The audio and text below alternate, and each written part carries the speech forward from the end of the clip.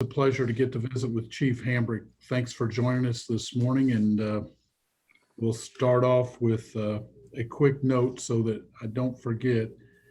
If you don't already know, please lower your flags down to half-mast, basically effective immediately until sunset on Wednesday, honoring the United States Capitol Police officers in Washington and recognition of that. So with that, lots going on, Chief. Sirens everywhere, cameras going up, stoplights, bridge construction. We know you're busy. How are you this morning? Yes, I'm blessed and better. This is my first day back in the office since before Christmas due to COVID, and had a kind of rough go of it. But thank God we're back, and thank God for my staff that have been diligently in keeping things going. Unfortunately, as you know, we had the passing of one of our employees, and had this memorial services on Saturday. So we're still praying for the Stepanek family, and and everything that they're dealing with through this whole ordeal. So, but we've been grateful for, again, our men and women here that have still been working diligently to keep our city safe. Thank God for that.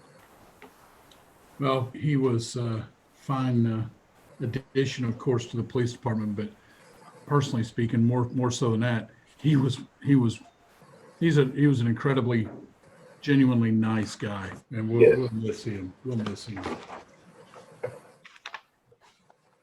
Amen. And we think, we know we're from a perspective of what has went on from a national perspective at our nation's capital. I've even received some negative emails, if you will, as if the Mount Juliet Police Department was a part of it and was up there. But one thing is, I'm saddened by the events, but I'm not shocked by the events. We live in a fallen world, and anything is subject to happen in this world. And so I'm not shocked by it. I am saddened by it. And so and one thing for me in particular, if I'm angered about anything, it's about the leadership, law enforcement leadership, allowing their officers to be put in such a predicament and such a. That's what, as a police administrator, that's what angers me about the things, that you would allow your men and women to be put in those situations. So, but we're praying all along that for the families of also the loss of life, and all of those that lost of life, and the just unfortunate incident, mass incident that it is.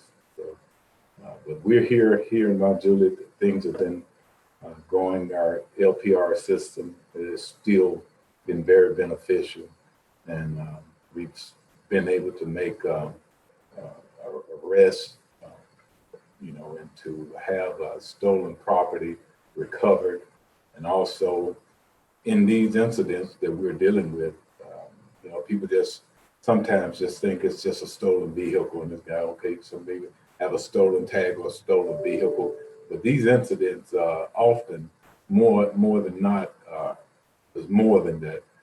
There've been drugs that been recovered, there've been wanted person recovered, weapons recovered, and so thank God for this tool that we have here at our disposal, and our men and women.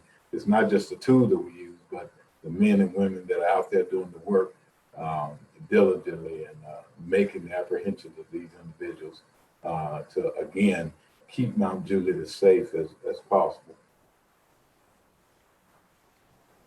A couple of things real quick, and as usual, we can talk all day, but as in my notes, I'm looking forward to today. It's been a long time, and speaking more on traffic control and traffic safety, it's been a long time since I can remember seeing 3 stoplight funding projects on the same BOC meeting agenda. And tonight, I believe there is a resolution or ordinance, at least to start the process, further the process for stoplights at Oak Hall, South Green Hill Road and Lebanon Road, and I believe Curd Road and Lebanon Road, places that badly need it. What all from, how much of a resource are you to an elected body in helping determine the need or um, the speed at which we need to move to get traffic control under control at those intersections? Well, one is that, we can have recommendations ourselves and we can have some input from a law enforcement perspective. What happens in Mount Juliet, unfortunately, that our main corridors are state routes. And so where we can have some input as a city that often is dependent upon the state, the speed of the state to get these in, as you know. For example, I'm just using one, for example, Highway 70 in Park Glen. Now, that study had been done for a long time.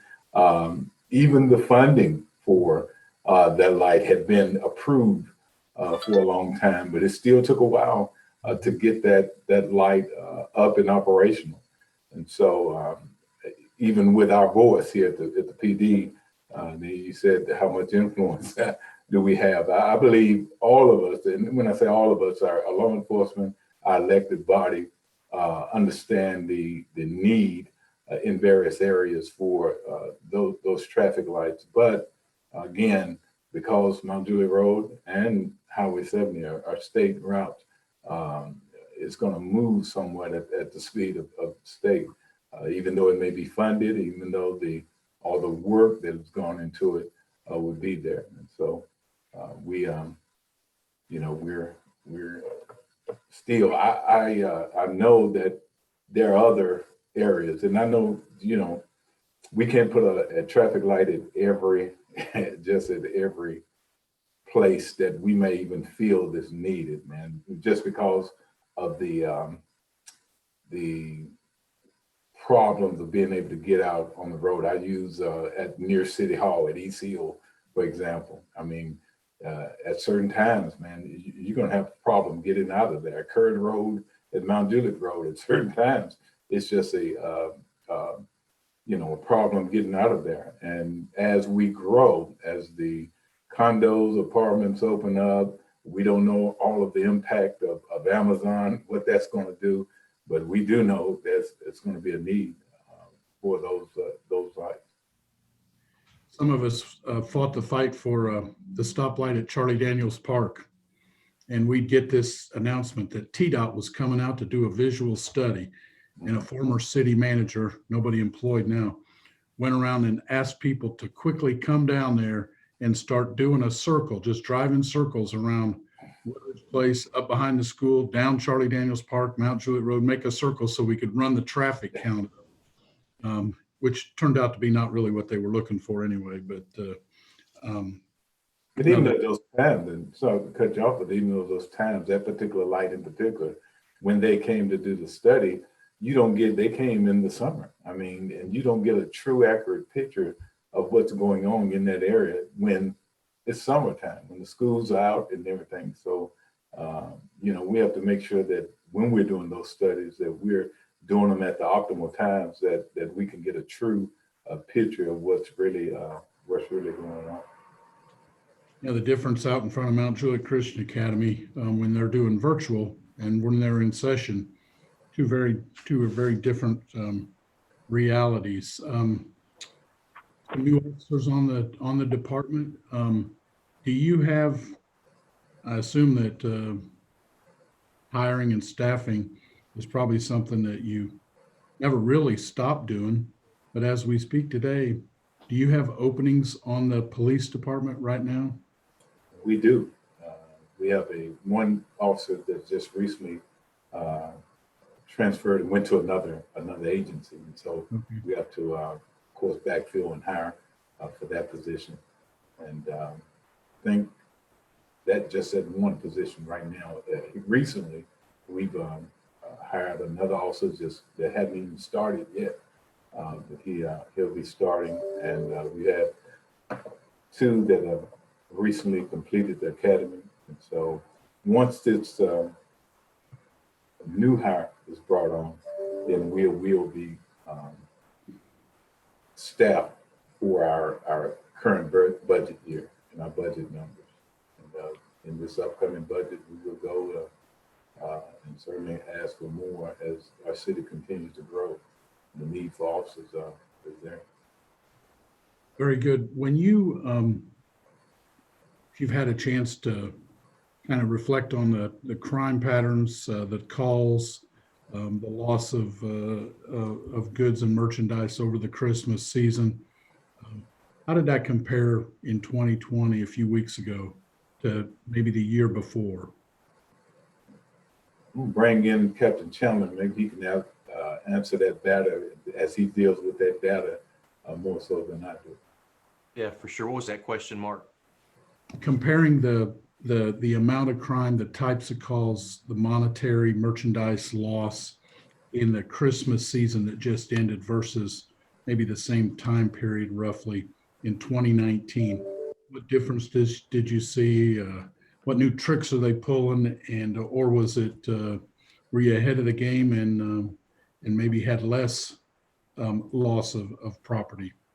Sure. So I looked at this data last week as I spoke to Leadership Wilson, their current group that is in, and our 2020 numbers are not yet finalized with the TBI to give us a true crime rate on where our crime went up or down type thing. But looking at our raw data, my guess we're going to see a crime rate rise, where likely a 4 to 7%. I'm guessing with that.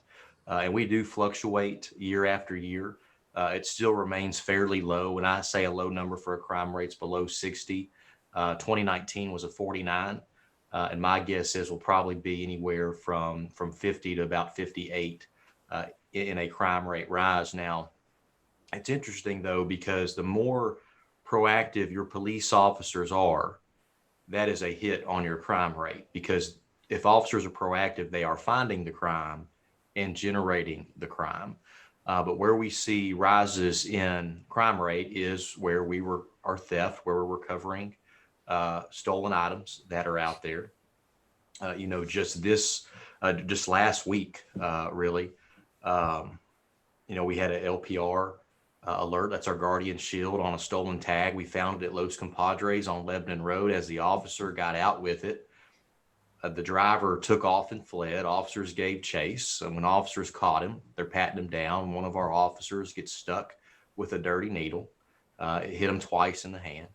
But back in the vehicle, there were items that's still being investigated today of stolen mail and stolen packages, where these people are basically porch pirates that have been hitting all over the county area. Probably 120 plus victims is going to be my guess by the time they go through all the mail and packages. And today, our investigative division is going up to the vehicle that we have in our impound lot and finally going to process all this.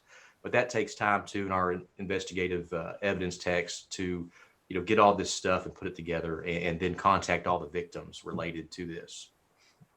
And then also Friday, we had a vehicle come through that was taken in an armed carjacking in Nashville. It alerted us to that. So we now had an armed carjacker in our community. Officers worked fantastic to apprehend this person, because knowing if we would have spooked him or lit him up with blue lights, he would immediately fled, and it would have been a dangerous pursuit, because typically armed carjackers, you do not pursue them because they're dangerous people. So the likelihood of continuing pursuit, we continued. But we developed a plan where we actually spiked him before we even lit him up with blue lights. So we disabled his vehicle before he even knew it.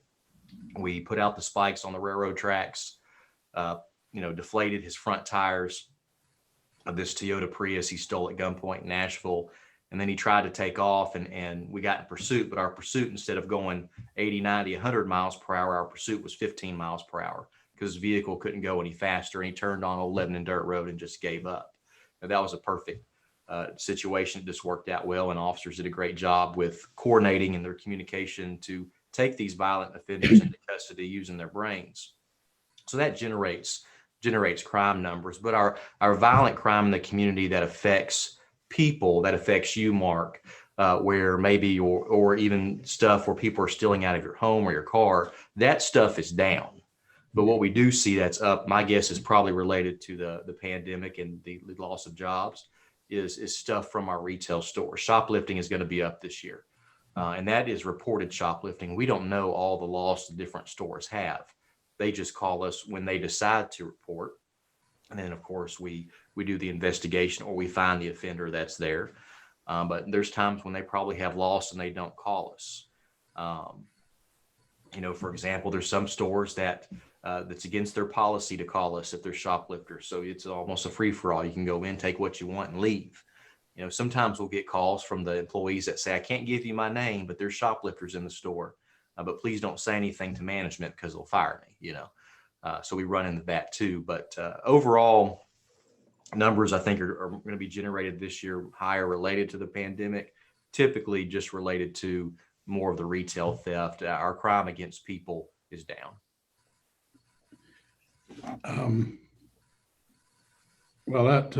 Some of us followed on social media the drama unfolding at the railroad tracks and down on Old Lebanon Dirt Road last Friday night. But kind of like the O.J. Simpson, we got us a pursuit at going. Yeah, so I saw that too, and of course, I don't like it when information gets out that could alarm the public or concern them. But in today's time, that's what we see. I saw a post yesterday where someone was saying, what's going on at Target? And then, of course, you see all the different conspiracy theories pop in. And then when the time is right, I can then release the proper information and then calm the fears. But in law enforcement and in our job, I have to be very careful about what I release and when I release that, because number one, I don't want to endanger the officers out there on the scene in case there's other suspects. And two, I have to be careful in what I say so I don't hurt an investigation or hurt prosecution. Because ultimately we want a successful prosecution, and we could very well release something that could hurt that, and I don't want to do that. Didn't the Target incident pretty much happen almost simultaneously with the truck being stopped on Highway 231 with loud playing music by all of the officers I think like a copycat from the Christmas bombing?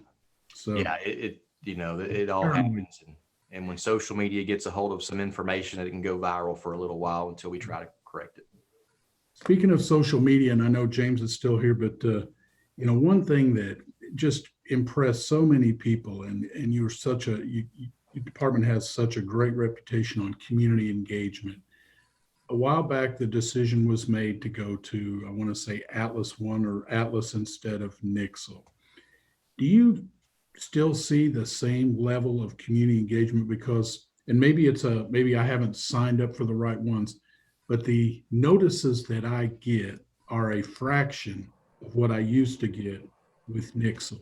And how long, and if I'm not the only one, how long do we go with the people not necessarily losing touch, but maybe not feeling quite as engaged? And that's it's just and it was probably partly a monetary decision, but have you had to sacrifice any of the community engagement with the new service versus Nixle? We did. And, change can be a good thing, and change can be a bad thing. And then change can also be good once people finally jump on to it. And we're just continuing to advocate for Atlas One. Simply because it does provide more information. They finally got all the issues worked out with it that people were experiencing on the front end, and they continue to improve it and make it even better. But I think the problem we ran into is when it first was released, we were kind of that test guinea pig and just jumped along with it. Timing was an issue too, because our contract with Nixle was either we got to sign for $60,000 or leave, and we left. But with having those issues on the front end, some confidence in it kind of went away and not as many people signed up. So we're hoping just to continue to build the confidence. Looking at the numbers, we do get the analytics of our reach on that, and the numbers continue to build. but it's not what we had with Nixle. But with Nixle, we had where people were following us from all over the place. They weren't just Mount Juliet residents, so that's why our cost was so high. Is the cost was based off of how many texts went to phones. So if you had a bunch of people signed up, we're paying for everyone that it doesn't really affect to get the message. And so that's where our cost was just so high at $60,000. And when we, computed the numbers and broke it down, every time I would hit the button to send an alert, I'm spending $500 to $600 just like that, like on a cash register. And I just don't think we could justify that. A lot of people get our information on multiple sources. When we hit on Atlas One, it can go straight to the app itself, but it also automatically populates our Twitter and our Facebook. So we can ensure everyone is notified about stuff. And what's interesting with Facebook too, they have a new program called Local Alerts, where we can send out a local alert, and regardless if someone is signed up for us, it skips and bypasses all of that. And if someone is in our geographical area, it'll show them the alert on their news feed. So now if we did not do a local alert, we would compete with their analytics on what was a popular post or what the computer said it wanted to put in front of you to keep your attention. But with a message enabled with local alert, when that's marked, then it puts it in front of people regardless of the analytics, which is helpful and really gets a lot of reach there. And weekly on Facebook, we're probably reaching 300,000 to 450,000 people on our hits on our Facebook through our analytics. So Mount Juliet's strong on Facebook. We have Twitter, but Mount Juliet doesn't use Twitter as much. You go to Franklin, city of Franklin, and they use Twitter more heavily than Facebook. That's just the culture. So we just like to be on all the different platforms to get our message out. And there may be a time when there's an appetite to go to a $500 to $600 per alert type program back to Nixle. But I think if people become confident in Atlas One, I think they'll and get past the initial, it's not just a simple text coming through your phone. You have to download the app. You have to make sure you update your app just like all your apps on your phone. Then I think they'll realize it's beneficial because it truly does allow us to give more information, mapping. We can set up perimeters. We can show exactly where an incident is occurring. It's more in depth than Nixle was. Well, I'm just going to have to tell my mom, who's up in Indiana, who followed the Nixle, of course, that she's out of luck. I'm just going to have to give her the updates. I will say this. So one of the updates with Atlas One and where we told them we wanted it fixed is we wanted people to be able to follow us on the app. So like your mom up in Indiana, wherever she is, she can download Atlas One and find our agency and hit follow, and she'll get the alerts. Yeah, no, I appreciate what you guys are doing. And I know that you guys miss Coffee with a Cop as much as I do. Darn, I hope we can get back to that one of these days. I haven't yet taken it off my calendar. On that Friday morning, it still pops up in the hopes that one of these days we'll be fellowshipping at the donut shop again soon. That's one thing that I was going to say is that how, even with Nixle, how that was integrated with what we did in the community. Yeah, So there were oftentimes when we were at Coffee with a Cop, and you ask somebody, do you follow us on Nixle? What's Nixle? And we're able to tell them about it and get them signed up, get them right there. Since Atlas One, we've been to that. We've been, everything has been shut down from the pandemic standpoint. So we haven't had that same personal engagement with our officers and our community to ask them, are you on Atlas One? And to have that connection right then. Well, it does feel much more in real time, and to people that move in that maybe don't know where the streets are, you get that bright map popping up with a little dot, the outline, and road closures. So it's fantastic. And, it probably isn't as trying to see how many you get.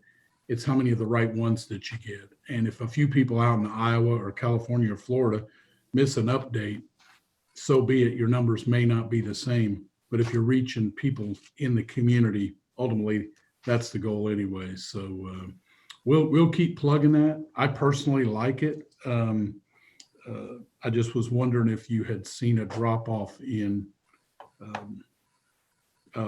people who sign up for it, but it would make sense. So And we built our Nixle base over many, many years. And when we swapped, we dropped it, dropped all those contacts, and we had the hope people would then go to the new system and start registering. Well, we'll continue to plug that. I like it, but it's also kind of handy to be in a group of people where you're the only one that knows and like, what's going on? I can tell you exactly what's going on. You need to get this too. So anyway, you got over there, Tuscan Gardens, Golden Bear Parkway. You never know what's happening at the Render household. So that's it. Right. Yeah. See, Ray's awake. So, hey, I wrote down some questions and I got through mine. There's other folks on the call. Why don't we see if anybody else has any questions before we break for lunch? I see somebody that buys ink by the barrel and owns a newspaper. Surely she's looking for a cutting edge remark before the 5 o'clock deadline for print tomorrow afternoon. Hi, Miss Phyllis. I just want to know how to use Atlas. I guess I didn't have everything turned on. I get some, but not all, but I just switched it when you said that. Gotcha. I'm following, so maybe now I'm getting them. Sure. Hopefully you are. Just make sure you go, when you see our little agency icon on the map, click us and hit follow, and then you should be getting all the alerts. It's a lot easier. I had only important, or I had something else checked. Yes. Make sure all the different ones are checked too. Okay. But I do have an exclusive for y'all if y'all would like it. Bring it on. Y'all can all have the first private information. So good news about Milo. He saw the vet last week in Knoxville and he is good to go. Oh, that's awesome. We haven't quite announced it to the public yet. It'll probably happen this week, but he'll be good to go. He has to, do some skills testing to be sure he can still run and like he's supposed to, related to his duties, and then make sure he can still do the bite work. But they're going to get him back trained up on that. It'll probably be, he's back to full duty. On Friday, we gave the go ahead. If that guy ran from the car, we were going to send the dog after him. So He's back home. overall, he's good to go. So that's good news. I know we had been kind of mentioning that for the last several months with our fingers crossed. So some of us are pretty attached to the work that he does. So thank you. That's good news. So something in 2021 is off to a good start. That's it. All right. Does anybody else have any thoughts or comments or things to bring up? We so appreciate you guys and your accessibility and what you guys do. This, once again, called to our attention, and it can happen anywhere. And, kind of tell Chief Luffman, we're the ones running out when you guys are running in. And it's the same with whether it's in police cars or fire trucks. So thanks for what you do. Good luck in the budget session. You have an army of supporters behind you that hopefully will keep your foot on the gas with funding your initiatives and keeping the number of people that you all need. Training continues to just, they all represent us so well. So if nobody else has anything else, I hope everybody has had a happy new year so far. Looks like you better go put chains on your vehicles. I see precipitation in the air, so salt on the roads. All those Southerners that are out there driving in the snow tonight, get ready for some accident calls. But thanks for keeping our kids safe on the road too. Hope everybody has a great day, and we will call it a meeting. Bye, folks. Thanks everyone. Good to see you.